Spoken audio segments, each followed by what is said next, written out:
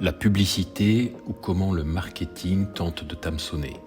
Ce reportage vous montrera comment le marketing des boissons alcoolisées procède à l'île de la Réunion pour nous inciter à consommer. Un clip réalisé par la Fédération régionale d'addictologie de la Réunion. Quel est le but de la publicité pour l'alcool ? C'est de donner une image normale de la consommation d'alcool, de générer un besoin d'alcool chez les jeunes, de susciter un désir mimétique, c'est-à-dire de ressembler à ceux qui boivent, de recruter de nouveaux consommateurs et d'orienter vers un produit. Avec l'alcool, substance addictogène dont les effets s'installent plus efficacement à l'adolescence, c'est un produit idéal. Pour résumer, la publicité cherche à orienter nos comportements. Et selon les publicitaires, les choses pourraient se résumer ainsi : je consomme, donc je suis. La publicité pour l'alcool à La Réunion, c'est un budget estimé entre 7 et 10 millions d'euros par an. À présent, voyons comment la publicité et le marketing cherchent à nous faire boire. Ce sont ainsi des panneaux 4x3 qui abondent au bord de nos routes. Une manière d'occuper l'espace pour s'imposer dans nos esprits. Des prospectus en masse qui encombrent nos boîtes aux lettres et contribuent à polluer l'environnement. Ils utilisent souvent l'alcool comme produit d'appel. Ce qui est incroyable pour Jumbo Score, c'est de proposer un litre de rhum à 49 degrés pour 6,49 €. Et pour Carrefour, la définition de l'exploit, c'est de vendre moins cher la bouteille de whisky Johnnie Walker. Ils se payent la couverture du journal et s'approprient sans complexe le drapeau de ton île. Comparativement, la prévention des addictions à La Réunion, c'est environ 300 000 €. La lutte est inégale.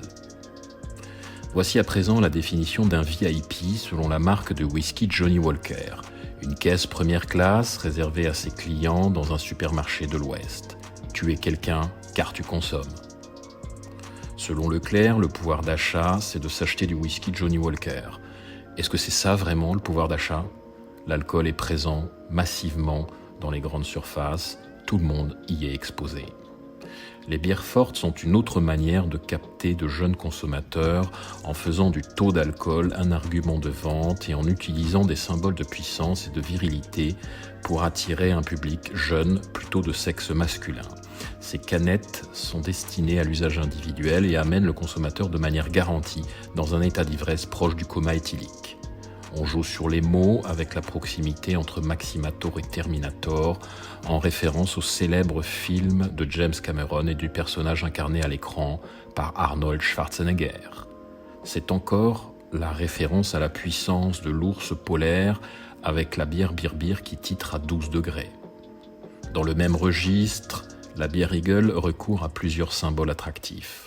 Le taux d'alcool, bien en évidence, en lettres blanches sur fond rouge comme argument commercial, la canette couleur or, l'aigle américain, et tout ça avec un goût dégueulasse d'après les spécialistes. Megademon, c'est la bière qui se dit elle-même diabolique, une mise en avant caricaturale du taux très élevé d'alcool en grandes lettres capitales de couleur rouge, le moyen d'obtenir une rapide montée d'alcool dans le corps qui favorise le risque de passage à l'acte violent.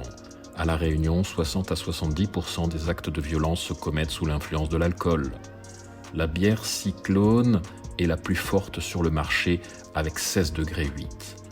Elle a de quoi faire bien plus que tourner la tête puisqu'avec une canette, elle fait atteindre un taux d'alcoolémie de plus d'1,30 g par litre de sang.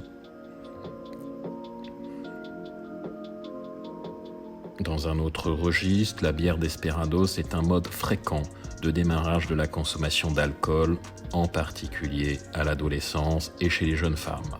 Son goût sucré masque l'alcool, elle est plus forte que les bières classiques avec 5,9 degrés. Cette bière fait l'objet d'un marketing intensif qui la présente comme un produit branché. Pour Homme Charrette, vendre de l'alcool hautement alcoolisé et à très bas prix est une fierté. Les producteurs d'alcool, ça ose tout, y compris étaler sans complexe leur fierté de participer activement à la mort de près de 450 personnes tous les ans à La Réunion. Les grandes surfaces comme Leader Price vous expliquent ce qu'est un choix malin qui permet de vivre bien à 5,69 € le litre d'alcool à 49 degrés. Jumbo Score, de son côté, vous explique ce qu'est le meilleur d'ici. En consommant du rhum charrette, vous accomplissez un acte citoyen qui permet de soutenir l'économie locale. Tout est bon pour vous inciter à consommer. Le producteur Isotier s'est quant à lui carrément approprié le Maloya, symbole culturel fort inscrit au patrimoine mondial de l'UNESCO. C'est le nom qu'il a choisi pour dénommer son produit bas de gamme réservé à La Réunion, vendu à un prix dérisoire et fortement associé à l'alcoolisme. Le mépris est sans limite. À La Réunion, tout ce que tu achètes te coûte 10 à 30% plus cher qu'en France continentale. Sauf une chose. L'alcool produit localement à partir de dérivés de la canne à sucre. Tu as la chance d'avoir la gnôle la moins chère du territoire national. Toi aussi, dis non à la pub.